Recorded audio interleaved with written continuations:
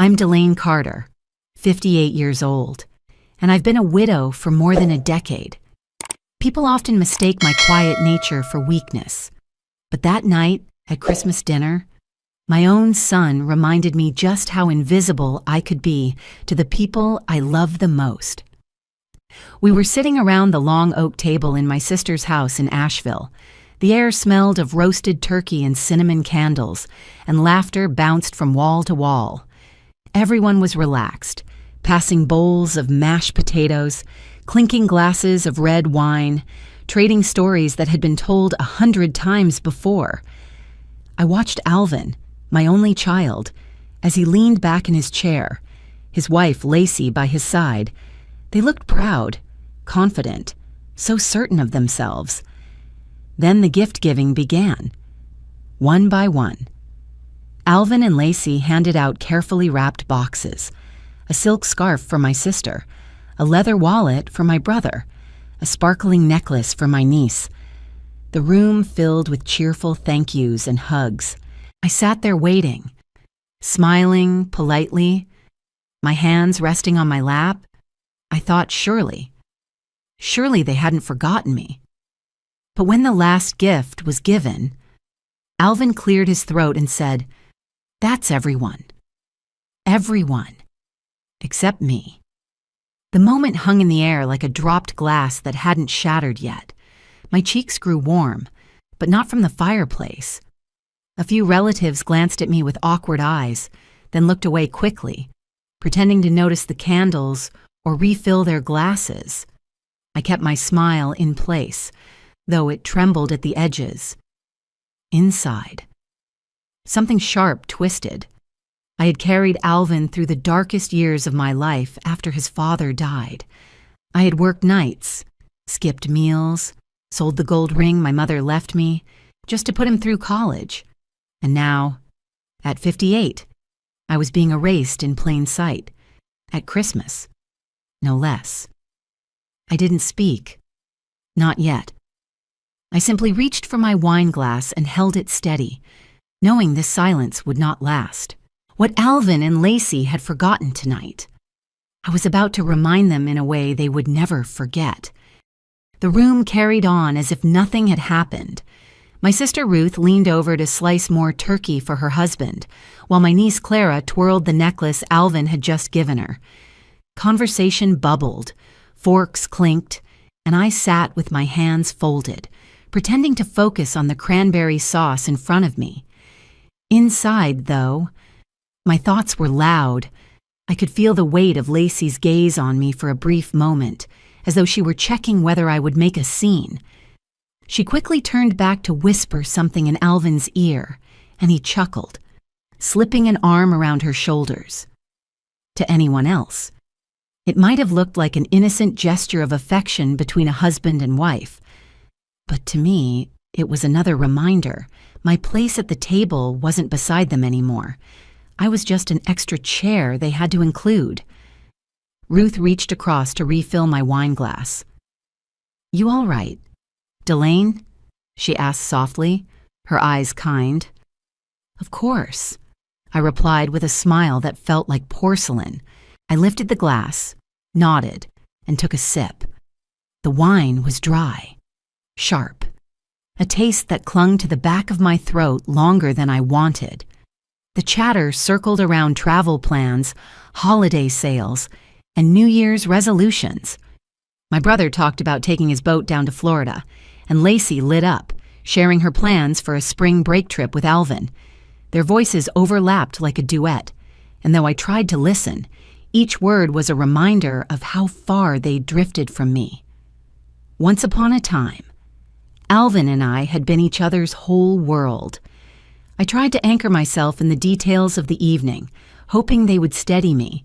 The golden skin of the turkey glistening on the platter, the soft flicker of candlelight casting shadows on the tablecloth, the faint carol playing from the old radio in the corner. The house smelled of pine needles and cinnamon, and if I closed my eyes, I could almost pretend it was one of those Christmases years ago when Alvin was still a boy, tugging at my sleeve, begging to open presents early. But when I opened them, The reality of the empty space in front of me, no gift, no acknowledgement, was impossible to ignore. Clara laughed loudly at something Alvin said, and everyone joined in. My own laugh stuck in my chest, refusing to rise. I pushed a bite of stuffing around my plate, nodding along as though I had caught the joke. But really, all I could think about was the look in Alvin's eyes when he said, "That's everyone." There hadn't been a flicker of hesitation, no sign of realization. He truly believed I didn't matter in that moment. Dinner dragged on, though I couldn't tell if it was long or short. Time felt strange, stretching and shrinking with every forced smile. At one point, Ruth leaned over again, pressing her hand against mine. "Don't let it ruin your night," she whispered, so quietly I almost doubted she'd spoken. I just squeezed her hand in return, grateful, but unable to form words. When the plates were cleared, the children dashed off toward the tree, squealing with excitement over toys and games. The adults lingered at the table, sipping coffee and brandy, talking politics and weather. I remained quiet, invisible among the noise, until I felt something change inside me. It wasn't anger exactly. It was colder, sharper, like the crack of ice on a frozen river. I decided right then that I would not walk away from this table diminished. I would not leave my son with the belief that his mother was someone he could forget without consequence. I straightened in my chair, folded my napkin neatly, and waited. The moment would come, and when it did, the silence I carried tonight would give way to something no one at this table was expecting. The longer I sat there, the more the sounds around me seemed distant, like I was underwater. The laughter, the forks scraping plates, the faint clink of ice in glasses, all of it blurred into a low hum. My eyes drifted to the tree in the living room, its lights twinkling red and green. Underneath it, piles of wrapping paper were already scattered from the children tearing into their toys. I used to love that chaos. Now it felt like a world moving on without me. I thought back to Christmases when Alvin was small, when I'd stay up until 2 a.m. wrapping gifts after a late shift at the diner. I would set his presents under the tree, careful to leave one unwrapped so he could find it at dawn and believe Santa had been there. The way his eyes used to glow, those memories had carried me through years when I wasn't sure how we'd survive. After his father's sudden passing, it was just Alvin and me against the world. I had promised myself he would never feel abandoned, never feel less than anyone else. Now, watching him sit at the head of the table beside Lacey, his laughter louder than anyone's, I wondered if he even remembered those nights. A plate of pecan pie passed down the line. I declined politely, my stomach too tight to accept anything sweet. My brother raised his eyebrows, surprised I'd turned down my favorite dessert, but he didn't press. He didn't know the storm gathering inside me. I sipped my coffee, bitter and hot, and let the taste anchor me. Every so often, Lacey glanced at me with that polite smile she had perfected, the kind that said she tolerated me more than welcomed me. She leaned in close to Alvin, brushing her hand across his arm as she whispered something that made him laugh.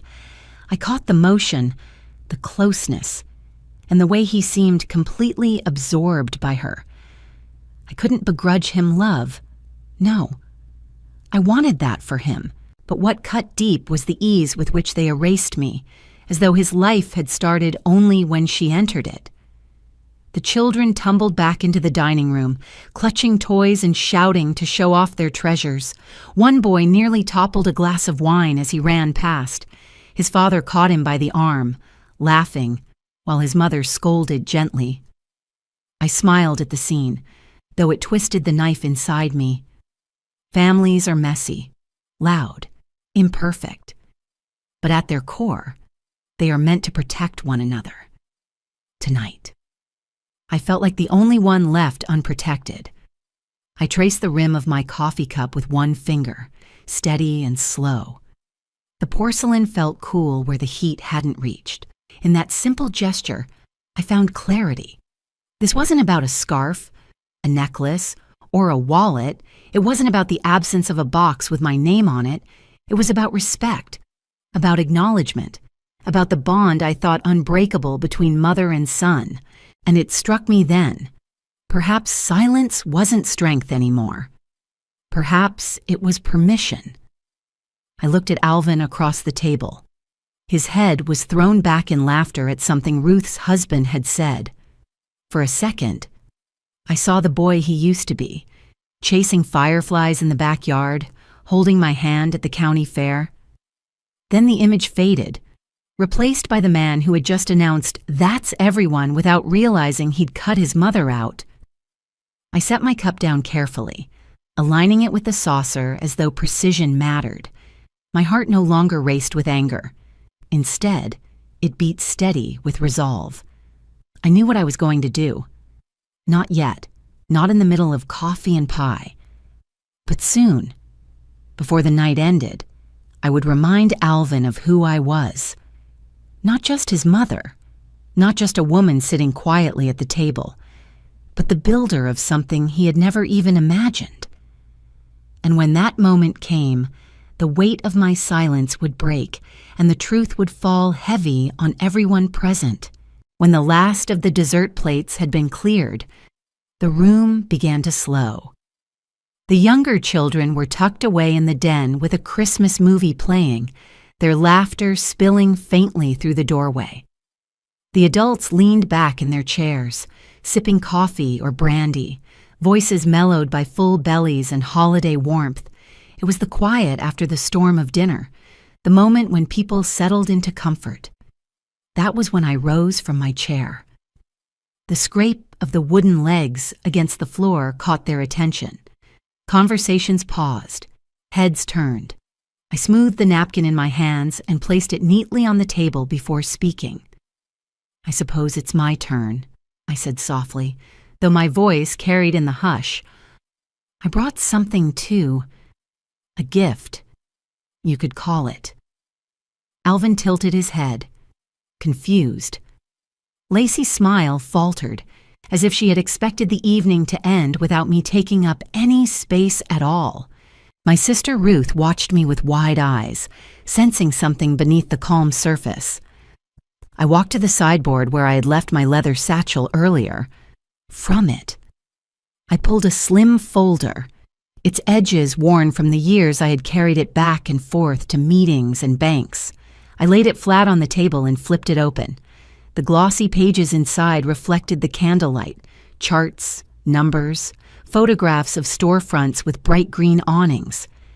"These," I said, turning the folder so the others could see, "are my stores, 12 of them now, across North and South Carolina, with 3 more opening next year." The silence deepened.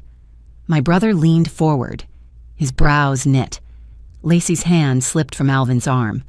"For more than a decade," I continued, my voice steady, "while you all saw me working long hours, I was building something, a chain of organic food markets, small at first, but growing stronger every year.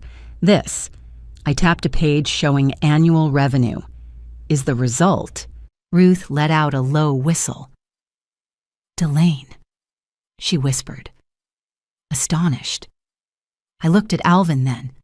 His face was pale, his mouth slightly open, as though the words wouldn't form. He had never asked what I did with my time beyond work. Perhaps he assumed I scraped by. Perhaps he never cared to know. But tonight, he knew. "And one more thing," I said, reaching back into the satchel. I held up a small velvet box, the kind that didn't hold jewelry but a single key. The gold glinted under the lights. "This was meant for you, Alvin, a condo in Charleston overlooking the water. I thought you and Lacey might like it as a retreat, a place to build memories." A ripple ran through the table. Alvin blinked, as though waking from a dream. Lacey's lips parted, her fingers twitching as if to reach for the key. I closed the box before she could move. But after tonight, I said quietly, I realized something. Respect matters more than obligation. Love matters more than appearances. And gifts. I paused, letting the weight of the words sink in, are not about the wrapping paper or the price tag.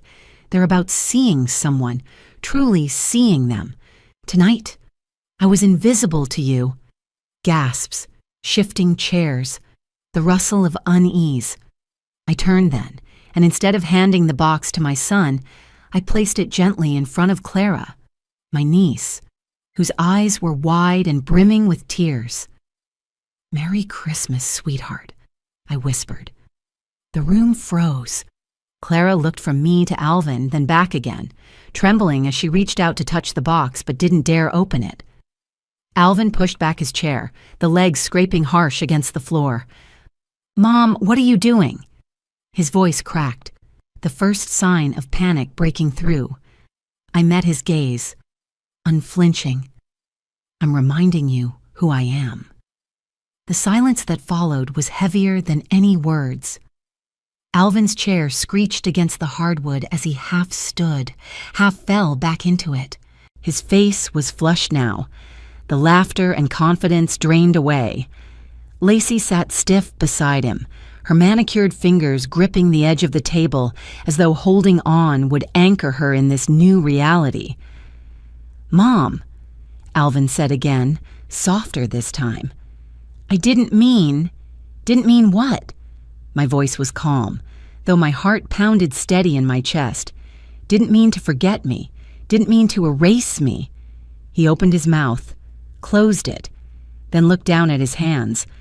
The sight tugged at me.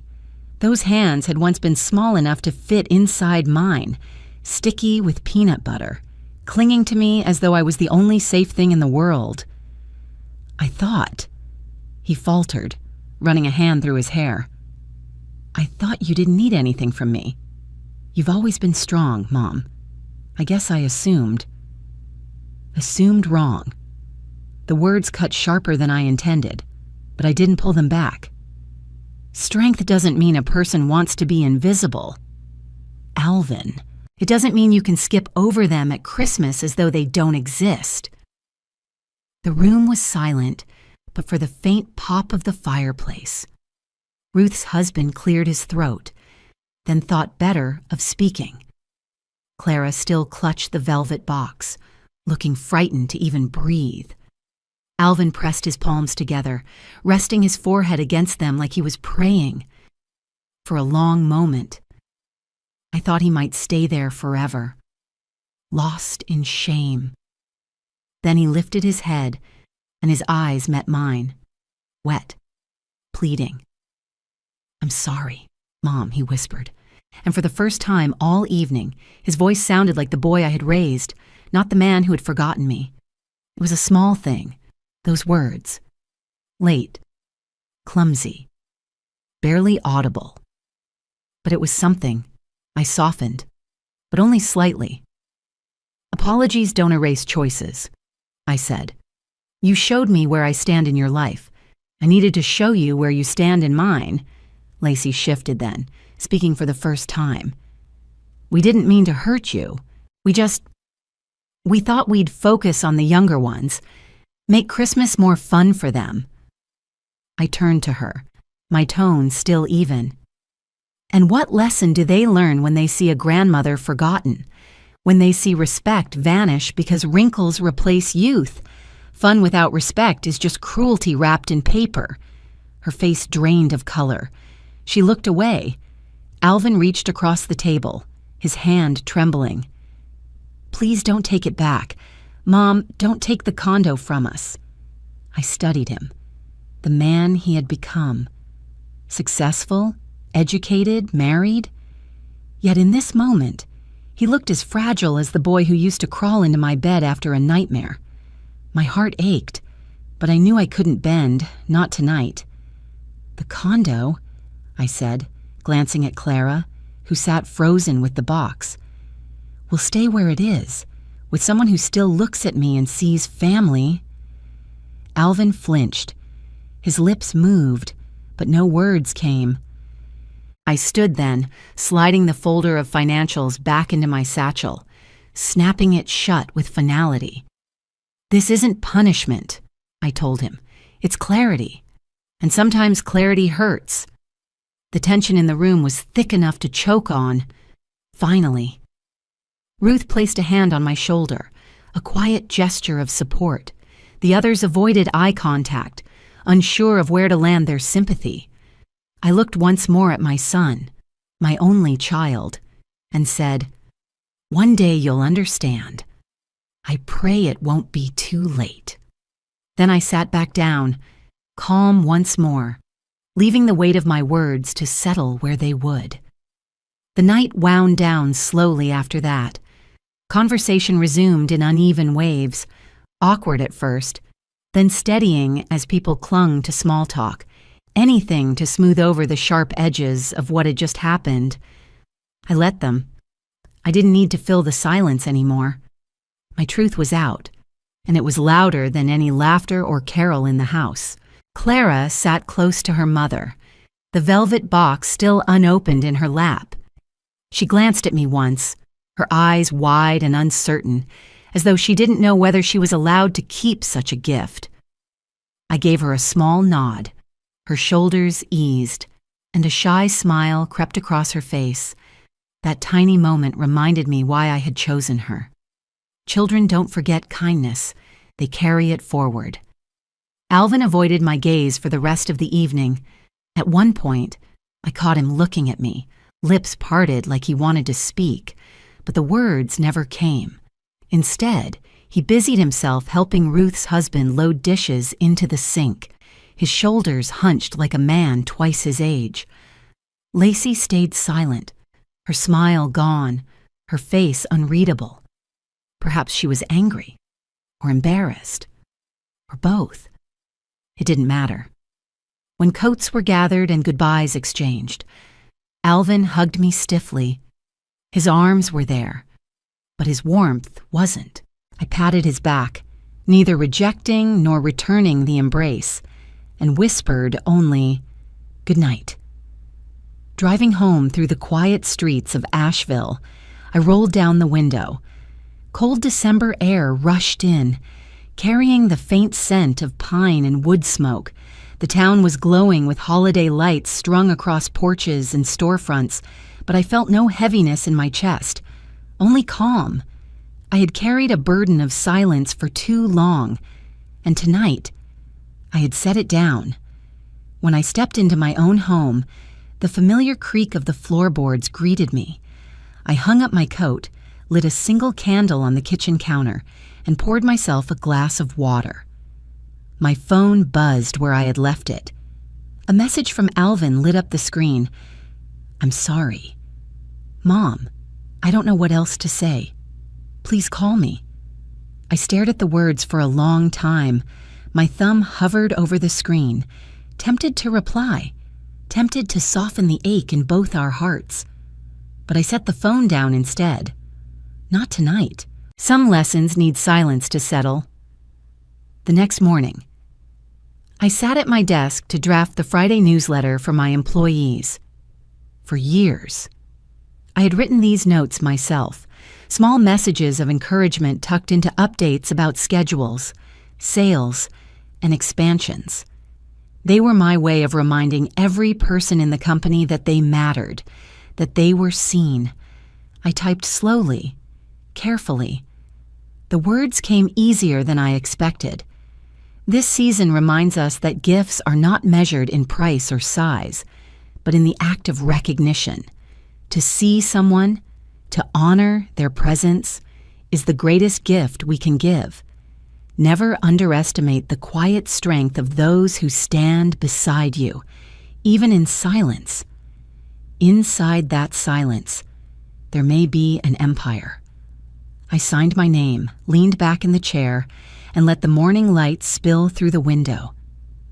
Outside, children's laughter drifted faintly from the street, mingling with the sound of church bells ringing in the distance. For the first time in many years, I felt lighter.